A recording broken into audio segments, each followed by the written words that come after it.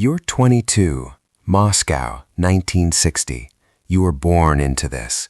Your father is an officer of the NKVD, the Soviet secret police, the predecessor of the KGB.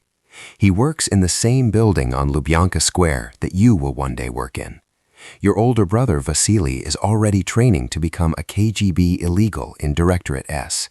You grew up in the apartment block reserved for intelligence families. You did not choose this world. The world chose you before you were old enough to refuse it. You study at MGIMO, the Moscow State Institute of International Relations, the same prestigious university where the children of the Soviet elite are sent to become diplomats, economists, and spies. You specialize in German. You learn to speak it without an accent. In 1961, before your studies are finished, you are sent to East Berlin as a diplomatic trainee. You arrive in August. 2 days after you land, the wall goes up. You watch it happen from the street. Men in military uniforms running barbed wire between buildings. Families on one side calling to families on the other. You are 22 years old, and you are watching the Soviet state seal a city in concrete. You file it away. You do not say what you think. In 1962, you join the KGB. It is described internally as an exclusive club to join and an impossible one to leave. You are sent to School 101, the Yuri Andropov Red Banner Institute, hidden in a forest north of Moscow, its modern 4- to 5-story buildings located past the end of the Medvedkovo metro line. You will later describe it as the most enjoyable period of your young life. The training is a year long. Your fellow recruits are selected for intelligence, ideological conformity, and the spirit of adventure that intelligence services seek in all countries. You study intelligence tradecraft, counterintelligence, surveillance, and combat. The most important lesson is what the KGB calls proverka, the set of techniques by which an agent recognizes he is being followed, and by which he can shake off a surveillance team in a way that appears entirely casual. You also study the secret sign language of agents. Every student swears loyalty to the KGB. I commit myself to defend my country to the last drop of blood and to keep state secrets. You swear it without qualms. At this point in your life, you mean it. You are assigned your code name. Like every student, you follow the rule. It should begin with the same letter as your real name. This way, if someone addresses you by your real name in a social setting, the person who knows only your code name may assume they misheard. You choose Gardietsev. You practice it until it sits as naturally as your own. Level 2. Copenhagen, first foreign posting. In 1965, you receive your first foreign assignment, Copenhagen, Denmark. You are posted to the Soviet embassy in the Danish capital as a consular official, which means that until lunchtime, officially, you issue visas to Danish citizens. The rest of your time belongs to the KGB. For the Gordievskys, Copenhagen is like a city out of a fairy tale. The freedom is physical, palpable. You can feel it in the streets, in the newspapers, in the music playing from open windows. You discover Western classical music, strictly controlled in the Soviet Union, and it produces in you something you do not have a name for yet. The KGB requires all its foreign officers to be married. Once a man has a family, the chances of his defection are drastically reduced. The institution can hold his loved ones. You have married Yelena, a German teacher with similar aspirations. She wants to go abroad, away from the cramped Moscow apartment she shares with 7 relatives. It is a marriage of convenience that suits you both. In 1968, Soviet tanks crush the Prague Spring in Czechoslovakia. Crowds gather outside the Soviet embassy in Copenhagen. You watch them from a window. Protesters who are carrying signs and singing are not enemies of the Soviet state. They are people who believed that socialism could be reformed, that it could become something worth believing in, and are being told by Soviet armor that the answer is no. You feel something that will take years to fully name. Not fear, not guilt. A fracture. The first hairline crack in the wall of certainty you were built inside. You begin making signals, careful, deniable, oblique signals. You allow yourself to be visible to Danish intelligence in a way that could mean something if they choose to read it. They are watching but uncertain. You might be a plant, a dangle sent to lure out Western intelligence officers. The Cold War has taught both sides that alluring morsels often sit on sharp hooks. The test takes time. A former classmate from the KGB Academy, a man you know works for Western intelligence, arrives at your door in Copenhagen, visiting a friend, and drops by to say hello. You invite him in. You pour whiskey. You talk about life in the West, the Prague Spring, politics. You both know what this conversation is. You say what you think. You say enough. After lunch, you shake hands, and he leaves satisfied. You close the door and stand in your hallway, and you know something has changed. Not yet, but soon. The mechanism is in motion. Level 3, the double agent. In 1974, back on your second Copenhagen posting, a British intelligence officer makes contact. You say yes. 3 caveats. First, I do not want to damage any of my colleagues in the KGB station. Second, I do not want to be secretly photographed or recorded. Third, no money. I want to work for the West out of ideological conviction, not for gain. MI6 gives you the codename Sunbeam. Over the years, all 3 rules will eventually be broken. Not entirely by you, not entirely by them, but you stay true to your word as long as you can. You are the most valuable asset MI6 has ever recruited. You know the organizational structure of the KGB inside out. You know active operations. You know the identities and whereabouts of Soviet agents across Europe. You pass documents. You pass microfilm.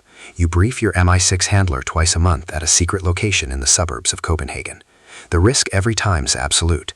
If you are caught, you will be taken to the Lubyanka basement, where the drain is slanted toward a gutter for a specific reason, and you know that reason. In 1978, you are recalled to Moscow. Not under suspicion. You divorced your first wife and married a woman you had been having an affair with, and the KGB frowns upon affairs and divorces as indicators of weak character, unreliable judgment, potential vulnerability to foreign recruitment. The irony does not escape you. During this Moscow period, it is too dangerous to pass anything to MI6. You are in the building at Lubyanka Square every day. You sit at your desk. You read cables from residenturas around the world. You perform your job with the diligence that will get you the London posting you need. You lobby for it explicitly. You say you have learned English. You express enthusiasm for the assignment. You wait. In June 1982, the KGB posts you to London. Level 4, London Resident Tour. The London Resident Tour sits inside the Soviet Embassy on Kensington Palace Gardens. You operate under diplomatic cover. Your job is intelligence collection, developing assets, running agents, reporting to Moscow on British political and military affairs. What Moscow does not know is that MI6 is simultaneously running you. Your new London codename is Nocton. The CIA, told by the British that they have a high-level source inside the KGB, but not given his name or position, calls you Tickle. MI6 helps you rise. They feed you chicken feed, genuine but non-damaging intelligence that makes your reports to Moscow appear productive and keeps your career advancing. They also, methodically and carefully, arrange for your superiors at the London station to be sent home, compromised by manufactured scandals or genuine operational errors that MI6 helps expose to Moscow at convenient times until you take their place. By 1984, you are the most senior KGB officer in Britain, the resident. The intelligence you provide during this period changes the Cold War. In November 1983, NATO conducts a military exercise called Able Archer 83, a simulated nuclear release procedure so realistic that Moscow genuinely believes it may be a cover for an actual first strike. Soviet nuclear forces go to elevated alert. Soviet military units in Eastern Europe are placed on standby. The world comes closer to nuclear war than it has since the Cuban Missile Crisis, and almost nobody in the West knows it. You know it because you are reading Moscow's internal cables, the ones describing Soviet alarm, the ones ordering residenturas worldwide to report any indicators of imminent Western military action. You pass the content of those cables to MI6. MI6 passes them to Margaret Thatcher. Thatcher briefs Ronald Reagan. Reagan, who genuinely does not understand how frightened the Soviet leadership has become of his rhetoric, begins to moderate his language. The war that nobody knew was almost starting does not start. When Mikhail Gorbachev, then a rising but not yet dominant figure in the Politburo, visits Britain in December 1984, you brief Thatcher through MI6 on his background, his thinking, his genuine reform impulses. Thatcher meets Gorbachev and says publicly, "This is a man I can do business with."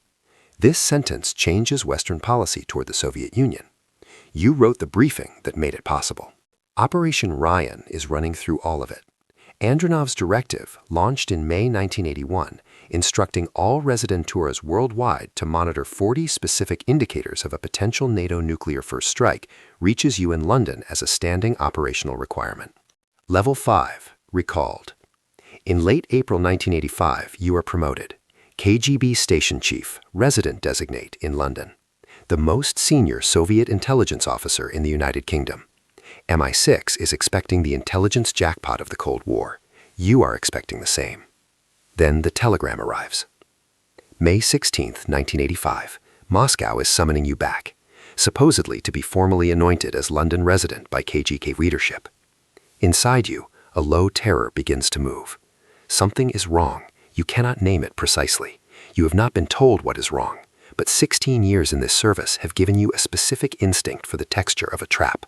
Unbeknownst to you, on May 1, 1985, 2 weeks earlier, CIA officer Aldrich Ames sat down with KGB officers at a Washington restaurant and began selling them names. Your name is one of them. Ames does not know your exact position, but he knows the British have a high-level asset inside the KGB in London, and he narrows it to a short list. Colonel Viktor Budanov, the KGB's top counterintelligence investigator, described internally as the most dangerous man in the KGB, begins working the list. You fly to Moscow on May 19th. You walk through Sheremetyevo Airport, telling yourself that if they knew the truth, you would have been arrested at the gate. You are not arrested. You take a taxi to your apartment on Leninsky Prospect. You ride the elevator to the 8th floor. Your legs are steady. Inside them, everything is not. Level 6, Operation Pimlico. MI6 devised the escape plan in 1978 when they first recalled you to Moscow. A female MI6 officer named Valerie Pettit designed it. Codename, Operation Pimlico. Every Tuesday morning, just after 7, a British MI6 officer takes a walk along Kutuzovsky Prospect in Moscow, past a particular bakery. If you appear at that location at 7:24 a.m. on a Tuesday, carrying a Safeway bag, a British supermarket bag, recognizable by its distinctive red logo, conspicuous in Moscow, it means one thing. It means the plan is activated. On a Tuesday in July 1985, you shake off your surveillance team using the Proverka techniques you learned at School 101 in 1962. You have been practicing these techniques for 23 years. Today, they are the difference between life and death in the literal sense, not the operational euphemism. You stand outside the bakery on Kutuzovsky Prospect at 7:24 a.m. You hold the Safeway bag. You wait. Your heart is exploding in your chest. Your brain, as you will later write, is on fire. A man walks past you. He is carrying a green Harrods bag. He bites into a Mars bar. He makes eye contact with you, brief, clear, unambiguous. Operation Pimlico is underway. You turn and walk home. 4 days later, MI6 picks you up. You are hidden in the trunk of a British diplomatic car, a Ford Sierra, in your underwear, wrapped in a heat-shielding blanket designed to defeat border guard thermal sensors. The car drives toward the Finnish border. At the border crossing, Soviet customs officers stop the car and bring in sniffer dogs. The dogs circle the vehicle. You are motionless in the trunk. The temperature is suffocating. You have been in the boot for hours. A British diplomat's wife steps out of the car and proceeds with great visible maternal frustration to change her baby's used nappy on the surface of the trunk. The smell defeats the dogs. The guards wave the car through. The car crosses into Finland. A blast of Sibelius's Finlandia plays on the car stereo, the prearranged signal. That music, in that moment, is the sound of the Soviet Union releasing you. The ocean does not negotiate. Neither does what you carry when you spend your entire life being two people simultaneously, and one of them is always waiting to be found. You live under a false name in England. The sentence of death is never revoked. This story is the true documented life of Oleg Antonovich Gordievsky, KGB colonel and MI6 double agent, born October 10, 1938, died March 4, 2025. Drop a comment. What would you have done when the telegram arrived?